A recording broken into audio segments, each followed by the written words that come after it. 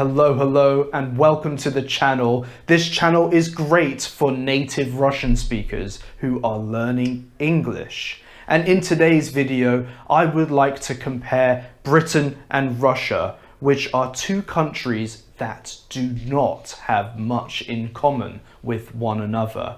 But in this video, I would like to look at 5 similarities that Britain and Russia share. So let's get started with the video. But before we start the video, I need your help. Please help me out. Press the subscribe button. I really want to grow this channel. Okay, let's get started. The first similarity I have noticed is that both Britain and Russia are both on the outside of Europe. We are both on the periphery of Europe. Both Britain and Russia have one foot in Europe and one foot out of Europe. Both countries have complicated relationships with Europe. Recently, you might know that the United Kingdom took the decision to leave the European Union. Now, Europe and the European Union are two different things. The European Union is a political body.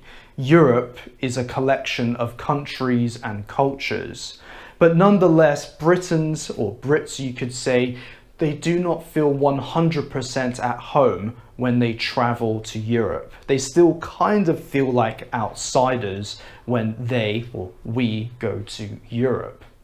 Russia also has a very complicated relationship with Europe. It stems from Peter the Great. Peter the Great, he established St. Petersburg, and you can see in St. Petersburg loads of classical architecture. Peter the Great wanted to make Russia more like Europe. He made men shave their beards so they could look more European, and of course the architecture he made more European, and he brought a lot of European German scientists to Russia, which is why there are many people in Russia with German last names, German surnames. So many Russians have this admiration for Europe, and you could still see this today, where if you go to Russia, you will notice many companies have the word Евро inside it. I have seen Евросеть, Евробетон, Евроmed, which is a chain of medical clinics and dentist surgeries. I have also heard the term Evroremont when people in Russia are talking about apartments or houses with high quality furniture, high quality design. So Russians have this admiration of Europe, but also they feel like they are European, but also not European at the same time. So this is something that both Britain and Russia have in common. Similarity number 2, both Britain and Russia love to consume tea. If you go to the Wikipedia page of countries that consume the most tea per capita, that consume the most tea per person, you will see that Britain, the United Kingdom, comes in 3rd place, and Russia comes in 6th place. We both love a good cup of tea. However, we do consume tea in different ways. Typically, as you might know, in the UK, people tend to drink tea with a little bit of milk, whereas in Russia, usually people don't drink tea with milk. Usually people might have tea with some sugar or a slice of lemon. Although I have noticed that some people do drink tea with milk in Russia, but it is not the norm here in Russia. So we both love a good cuppa. By the way, a cuppa is a British slang word for a cup of tea. And I made a video recently where I talked about British slang words, so be sure to check out that video. Similarity number 3. I have noticed that in Russia there are many cars where the steering wheel is on the right-hand side of the car. In other words, it is called a right-hand drive car. In Britain, as you probably know, we drive on the left-hand side of the road and most of our cars are right-hand drive. But in Russia, I have seen that about, I don't know, maybe 20, maybe 15% of the cars are right-hand drive, even though Russians drive on the right side of the road. So many Russians might feel quite comfortable driving British cars, although I don't know how easy it would be for Russians to drive a right-hand wheel car in England driving on the left-hand side of the road. Similarity number 4. Both Britain and Russia have some horrible, really poorly behaved football hooligans.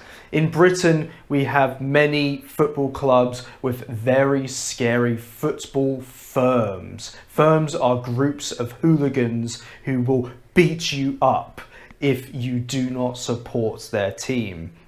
Russia, of course, has the same. There are many football clubs with, as you say in Russian, ultras. So we both come together in love, in harmony when it comes to football hooligans. If you like to watch football, then you will notice that there are many really violent clashes between British football supporters and Russian football supporters. Although I would say the main difference between British football hooligans and Russian football hooligans is that British football hooligans love to drink and to get drunk and maybe even do some drugs. Whereas Russian football hooligans, they are more professional fighters. They don't drink at all and they come prepared, ready for war. But nonetheless, both countries have wonderful football hooligans. Finally, the 5th similarity between Brits and Russians, or Britain and Russia, is that we have some of the worst tourists in the world. We do not behave ourselves well, us Brits, when we go to other countries. And this can be seen on a few websites which rates the worst tourists in the world. You almost always see that Brits and Russians are amongst the top worst tourists in the world, alongside Chinese people. Some of the best tourists are considered to be Scandinavians, so people from Norway or Sweden, and maybe Germans. Although Germans do have a problem where they love to wake up really early in the morning at sunny holiday destinations. They wake up early and they take all the sunbeds for themselves before other tourists can get to the sunbeds. But anyway, if you go to Spain or to Greece or Turkey, you will see many British people who are drunk, who are shouting, who are causing many problems for the locals. We do not behave ourselves well. And we do not care about the local cultures. We just go to these countries, we get drunk, and in the morning, to cure our hangovers, we like to eat a big English breakfast, a big fry up with eggs, baked beans, sausages, and a lot of other wonderful ingredients. So many locals don't like British people. They think that we are uncultured, we are animals, but they also love us because we bring a lot of money to these tourist destinations. Now, I wouldn't say Russian people are as bad as British people when they travel abroad, but many Russians go to Turkey and to Thailand, which are also popular destinations with British people. And I have heard that Russian people don't like to follow the rules and that they are quite loud, they like to scream and shout, and like British people, they get sunburnt very easily.